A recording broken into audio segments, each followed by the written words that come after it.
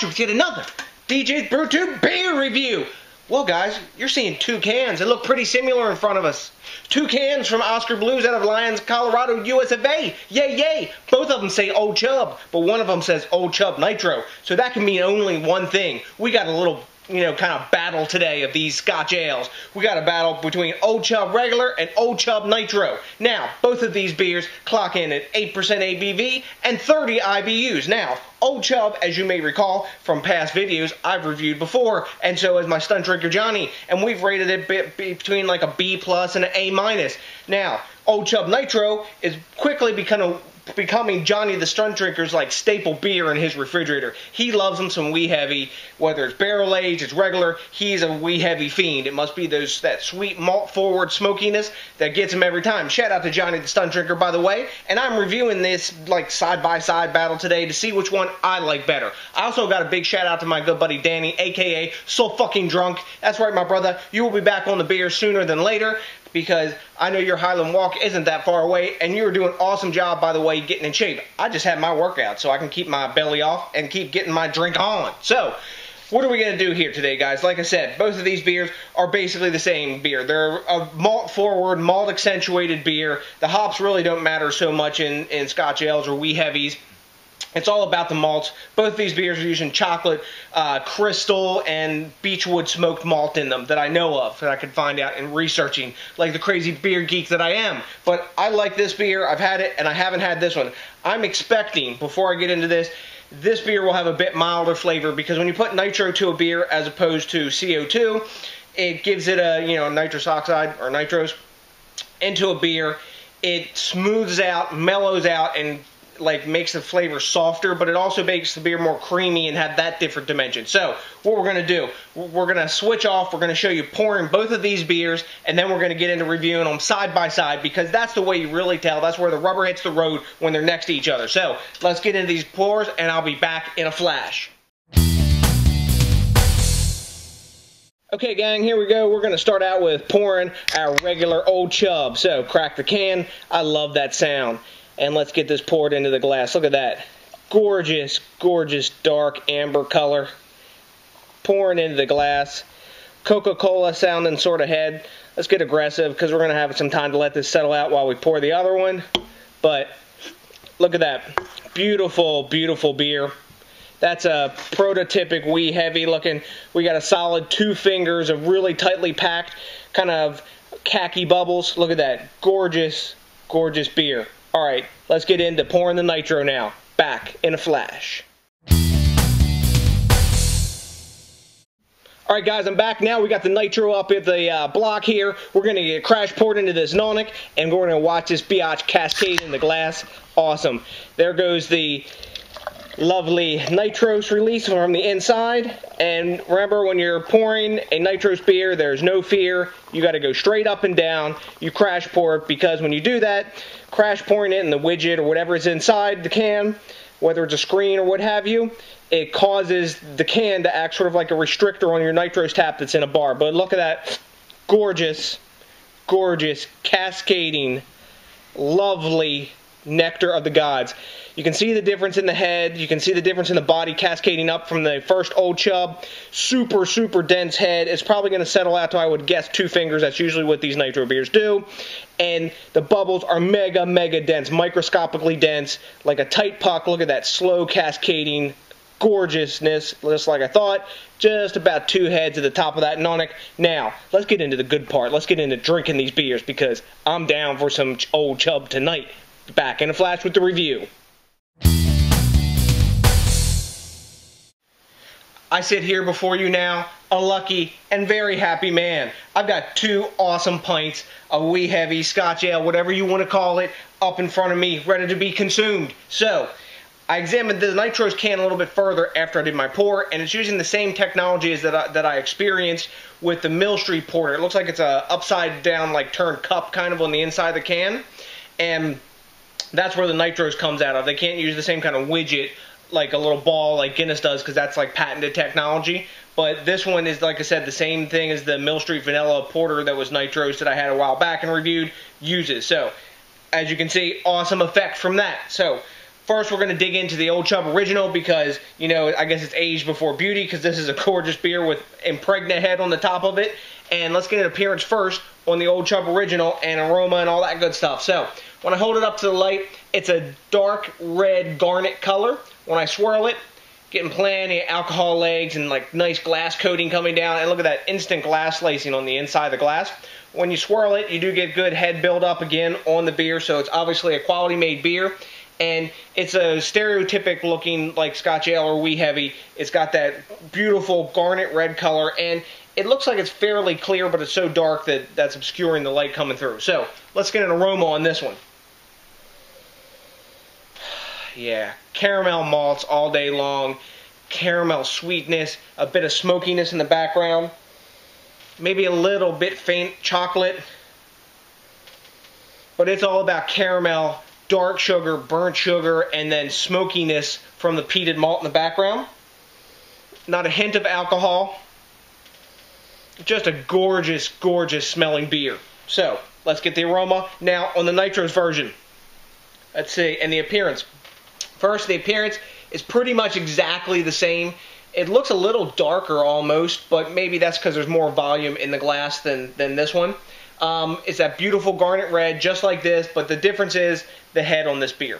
It's not going anywhere. That's staying for days, and it's just a thick, thick foam on the top. A big, like permanent puck. When you swirl it, it builds up even more. You get glass lacing clinging to the glass already, and I can see the alcohol legs and coating sliding down just like this did. But appearance-wise, they're pretty much identical. Let's get an aroma on it.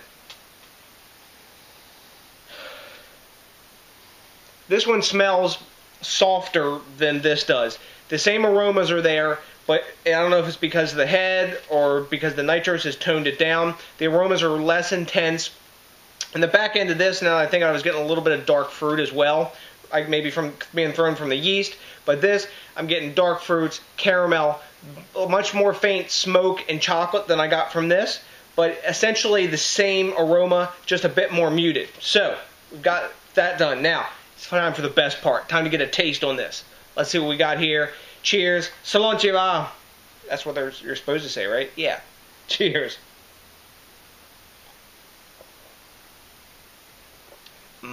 Yeah. Epic glass lacing coming on this one already. Wow.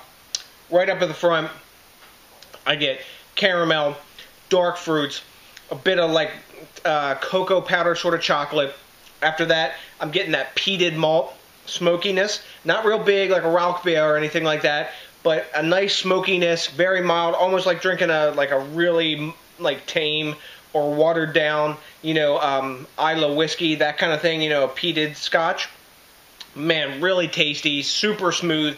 It's just how I remember it. Really a well-made beer that I think would also sell really well. At time of review, this one's about like, I think a month and a half old, and this one's a little bit under that. So they're really close in age. I don't know if this would cellar any different. I've never had one cellared, but wow, tasty, super smooth, delicious. So, now let's get into this one. Look at this, man. This beer just makes you want to drink it, doesn't it? That's a gorgeous pub look, and I'm going into this one, and I guess I gotta say, Salon Chiva again. Cheers.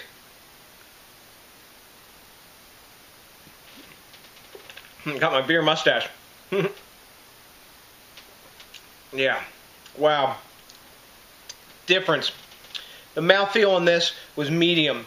This one almost has like a fuller mouthfeel. It's velvety. The carbonation or the nitros in this is super, super smooth. It's like silk going down. This was more zippy. No alcohol in taste in either one of these. When you're greeted with the same flavors of this. That is dark fruits, a bit of the chocolate like cocoa powder, a bit of the, what else, geez, dark fruits, like I said, a bit of caramel, a bit of that smoky malt. When I drink it down, this, like I said, I think the flavor in this is actually a little more intense than the flavor in this, but this is equally as delicious. I'm not sure which one I like better. So it's going to be hard to grade and judge between the two since it's sort of like a battle off between these. But all the same flavors are there in both of these. Alcohol is totally hidden. You can't taste the 8%. Both the flavors are there in each of these beers. They're pretty much identical.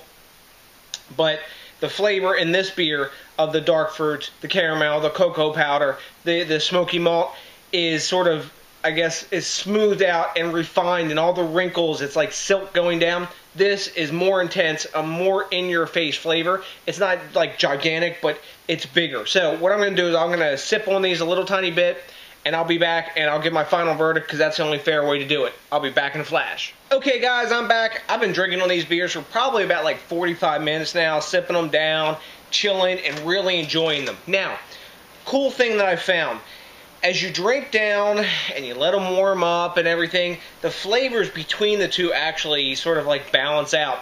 The flavor that was more hidden when it was a little bit cooler, it's probably about like 55 degrees right now, this or maybe a little bit higher, this Nitro and the regular Old Chub. The flavors on both of them amplify, and then they kind of like balance out.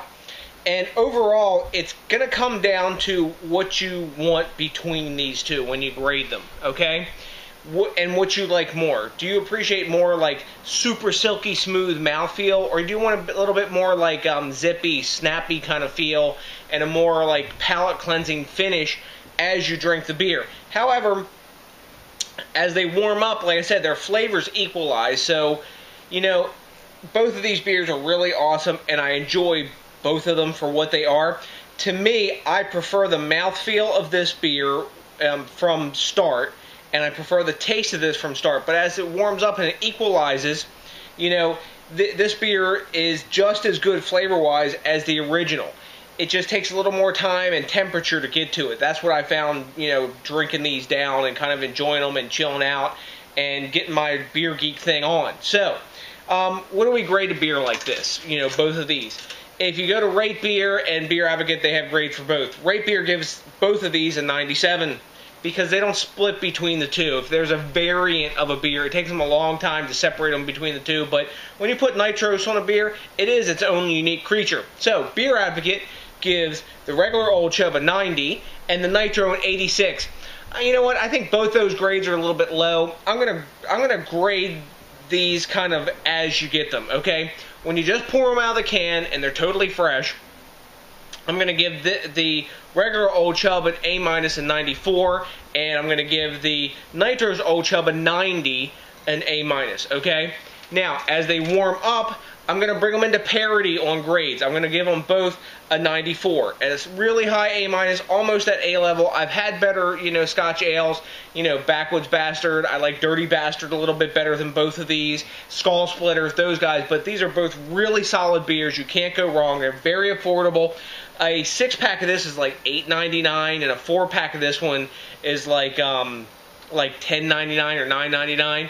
So, I mean, they're both really very affordable beers, and more affordable than the Founders variant and Skull Splitter. So, give them both a try. If you've had both of these, let me know what you think, but I think these are both really awesome beers, very well made, and I will drink them again, especially if I'm hanging around with the Stunt Drinker Johnny.